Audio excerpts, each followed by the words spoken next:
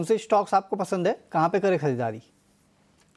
देखिए वरुण जी, शो के स्टार्ट में आपने हाईलाइट किया था कि आज ऑटो स्टॉक्स में काफ़ी अच्छा अट्रैक्शन देखने को मिला है। तो ऑटो स्पेस से एम में काफ़ी अच्छा ब्रेकआउट देखने को मिल रहा है। लॉन्ग टर्म ब्रेकआउट है, सिमेट्रिकल ट्रायंगल ब्रेकआउट है।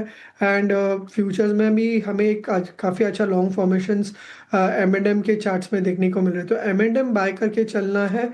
यहाँ पे जो ट्रेड सेटअप होगा वो होगा यहाँ पे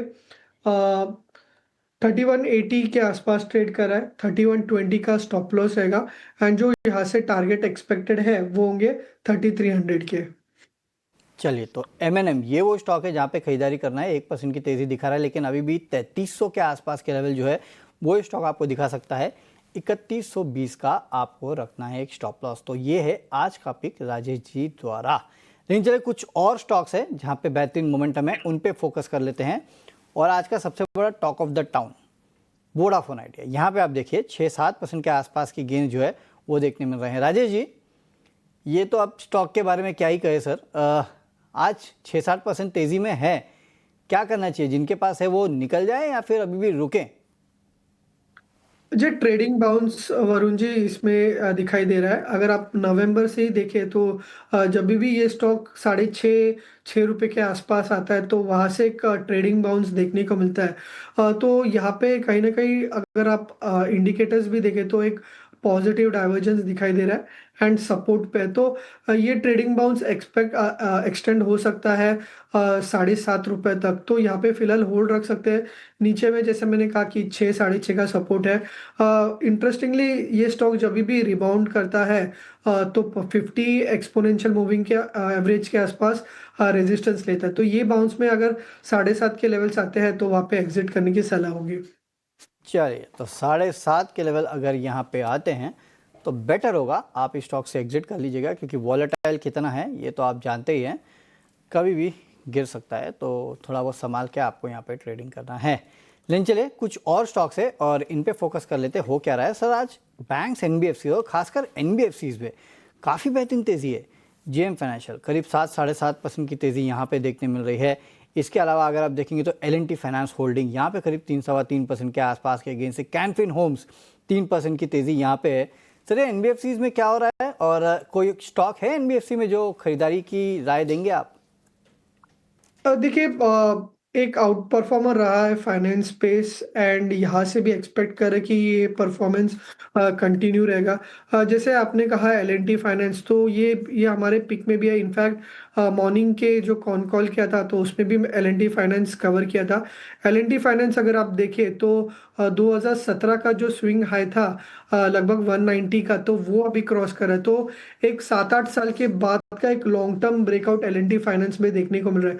तो यहाँ से काफी बड़े टारगेट्स L&T फाइनेंस में दिखाई दे रहे हैं। तो कोई भी डिप आता है 195 के आसपास तो वहाँ पे ऐड करने की सलाह होगी। नीचे में अगर आप देखें तो जो हायर बॉटम है वो अराउंड 188 के आसपास है।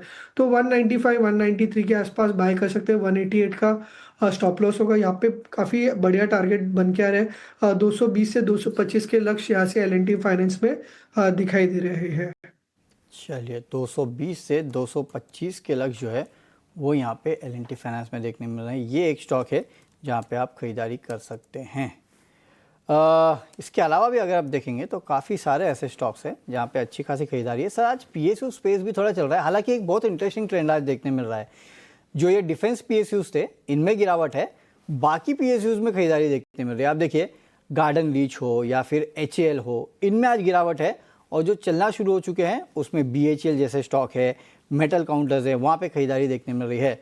सर तो ये पोर्टफोलियो चर्न कितना परमानेंट है, कितना टेम्पररी है? क्या मुझे भी शिफ्ट कर लेना चाहिए अपना पोर्टफोलियो, या फिर उसी डिफेंस पीएसयूज में बने रहना चाहिए? क्या करें सर?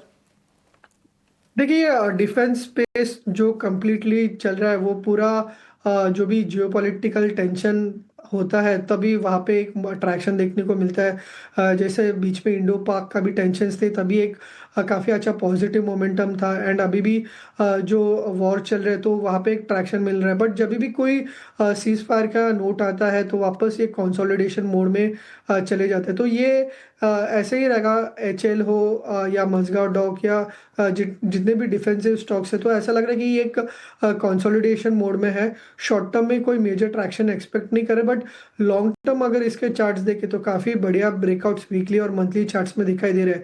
तो शॉर्ट टर्म के हिसाब से थोड़ा सा कंसोलिडेशन है, बट अगर हाई टाइम फ्रेम के हिसाब से देखें तो डेफिनेटली काफ़ी अच्छा ट्रैक्शन दिखाई दे रहा है। भेल का चार्ट अगर देखें तो यहाँ पे काफ़ी अच्छा लग रहा है। इनफैक्ट एक हायर बॉटम स्ट्रक्चर स्टॉक में बना है एंड यहाँ से trading as well as positional bets काफ़ी अच्छे बन रहे BHEL में। तो यहाँ पे बाय करके चल सकते हैं। यहाँ से जो नेक्स्ट टारगेट बेल में दिखाई दे रहा है वो है अराउंड 280-82 के आसपास, एंड यहाँ पे अगर आप सपोर्ट देखें तो कहीं ना कहीं 250 पे काफ़ी अच्छा बेस इसमें बन के आ रहा है। चलिए, तो ये राय आती हुई BHEL पे और बाकी सारे स्टॉक्स पे। आगे बढ़ते और वक्त हो चुका है मुनाफे का ऑप्शन बताने का।